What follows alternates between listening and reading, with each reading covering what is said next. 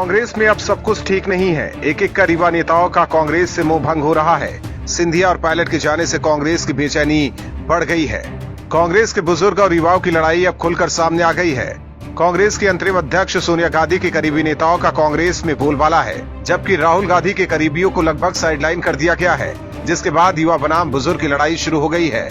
बीते दिनों पार्टी की अंतरिम अध्यक्ष सोनिया गांधी ने राज्यसभा के सांसदों की बैठक बुलाई थी। इस बैठक में पार्टी के एक वरिष्ठ नेता ने आत्मनिरीक्षण करने की सलाह क्या दी। राहुल गांधी के करीबी माने जाने वाले एक युवा सदस्य ने उनका जोरदार विरोध किया।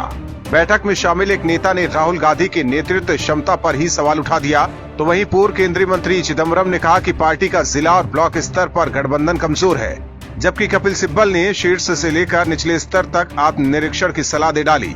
उन्होंने कहा कि हमें पता करना चाहिए कि आखिर ऐसा क्यों हो रहा है। सिब्बल के इस बयान के बाद राज्यसभा सांसद और राहुल के करीबी राजीव सातव ने ये कहते हुए विरोध किया कि कोई भी आत्मनिरीक्षण तब से होना चाहिए जब हम सत्ता में थे।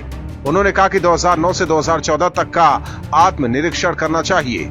यही नहीं, उन्होंने यूपीए सरकार में मंत्री रहे सिब्बल पर निशाना साधा, कहा कि उनके प्रदर्शन का भी रिव्यू होना चाहिए। उन्होंने कहा कि अगर यूपीए 2 में वक्त पर आत्मनिरीक्षण हो जाता तो 2014 में कांग्रेस को 44 सीटें नहीं मिलती। राहुल के करीबी नेता ने कहा कि पार्टी यूपीए 2 के दौरान से ही मुसीबतें झेल रही है और 2009 से इसे आत्मनिरीक्षण करना चाहिए। सूत्रों के मुताबिक कुछ वरिष्ठ नेताओं ने कहा कि नरेंद्र मोदी सरकार कोरोना महामारी, चीन की आक्रामकता और अर्थव्यवस्था के मोर्चे पर बुरी तरह फेल रही है। उन्होंने कहा कि इसके बाद भी कांग्रेस की बात लोग सुन नहीं रहे हैं और बीजेपी को समर्थन मिल रहा है। हालांकि कांग्रेस में युवा बनाम बुजुर्ग की लड़ाई पुरानी है। पार्टी के कई नेताओं ने तो ये तक आरोप लगाया कि बुजुर्ग कांग्रेसी युवाओं को आगे नहीं आने देना चाहते हैं। राजस्थान और एमपी में भी इसकी कुछ झलकियां देखने को मिली थी, जब कमलनाथ और गहलोत को सीएम बना दिया गया, जबकि सिंधिया और पायलट को साइड कर दिया गया।